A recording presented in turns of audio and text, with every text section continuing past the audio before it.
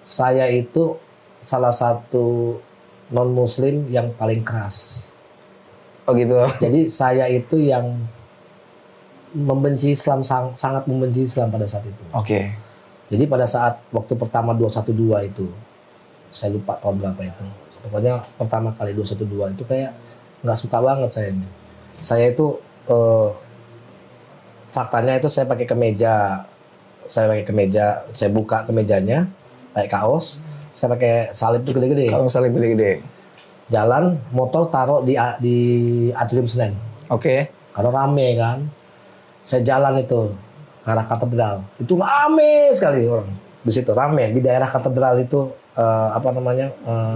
Masjid Istiqlal. Istiqlal. Itu rame kan.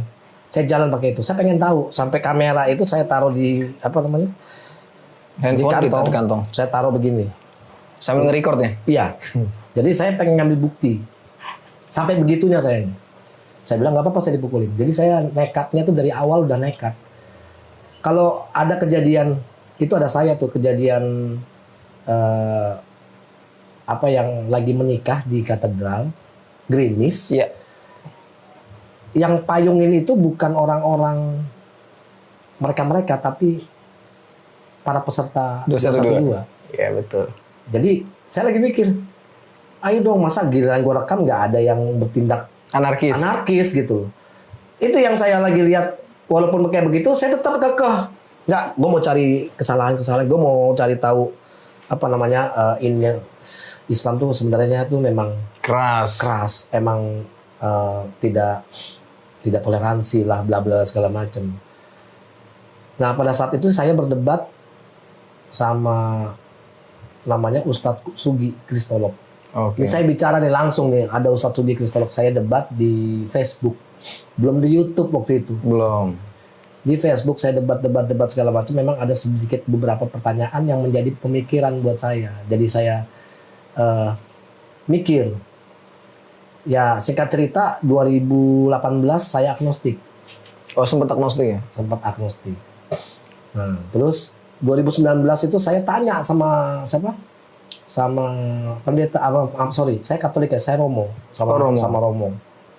Jadi sama Romo saya itu saya di gereja Santo Yohanes 2 Blok B.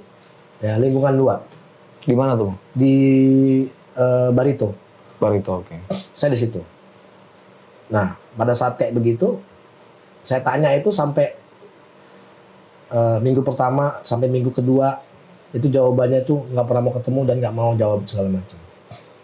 Jadi ada pertanyaan-pertanyaan yang memang menjadi mengganjal hati saya sampai akhirnya beliau sendiri, Romo saya sendiri ngomong bahwa kau nggak perlu terlalu dalam untuk perihal kayak begini.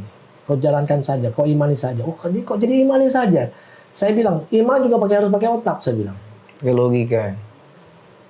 Mulai di situ saya bilang kalau tidak menjawab pertanyaan ini, saya ngolah. Saya masuk Islam. Emang pertanyaannya saat itu apa, Bang?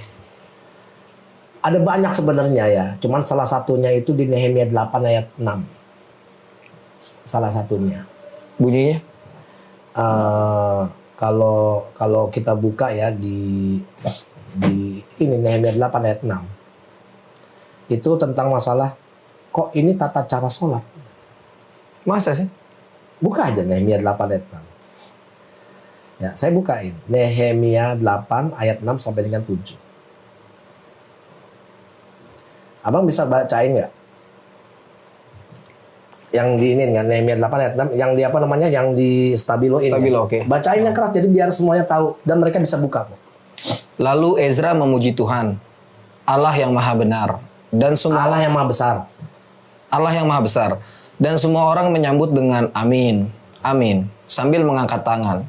Kemudian mereka berlutut dan sujud menyembah kepada Tuhan dengan muka sampai ke tanah. Itu apa, Bang? Oke. Itu apa? Iya, sholat ya. Iya. Ini ada di mana? Ada di Bible. Iya. Sampai tanya, ini apa? Dia bilang tradisi. Oh, tradisi. Tradisi Yahudi bla bla segala macam. Terus kita lakukan nggak? Sebenarnya Bible itu kan perintah. Iya. Kenapa kita nggak jalanin? Kenapa kita nggak ada seperti itu?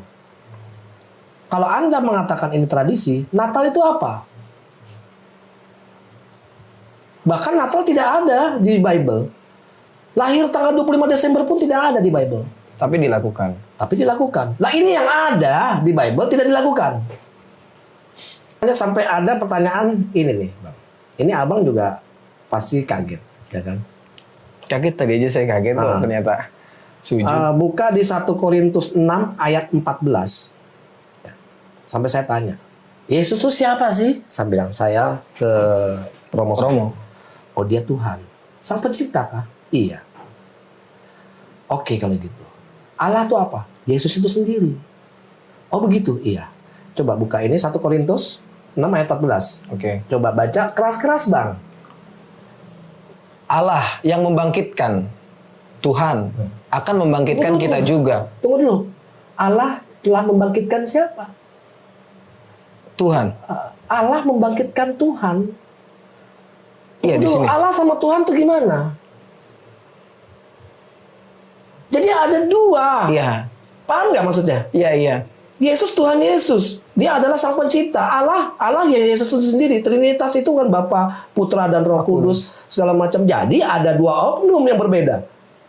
Oh enggak satu. Satu hakikat. Gak ngerti gua. Paham nggak maksudnya? Paham. Dia menjelaskan tentang Trinitas bla bla bla segala macam begini segala macam. Sekarang saya tanya Yesus siapa? Anak. Dia Tuhan bukan? Tuhan. Dia Allah. Terus bagaimana ceritanya sang pencipta dilahirkan sama yang dicipta? Maria yang dicipta Allah. Tapi melahirkan Tuhan. sang pencipta. Saya bertanya-tanya kayak begitu aja, jawabannya itu wah sanang sini. Begitu juga para pendeta. Itu salah satu yang membuat trigger akhirnya abang masuk Islam. Yes. Jadi saya masuk Islam itu gara-gara saya tanya nggak jawab, saya bilang kalau tidak menjawab pertanyaan saya mualaf. Jawaban beliau, silakan kalau seandainya kamu mau pindah karena gereja atau kita ini tidak kehilangan satu domba pun. Domba itu akan kembali. Besoknya saya pergi tanggal 16 Juli ya ke KUA. Oke. Bekasi Utara. Saya ke KUA. Datang, saya mau mualaf. Kenapa? Nggak apa-apa, saya ini segala macam. Padahal sebenarnya untuk bukti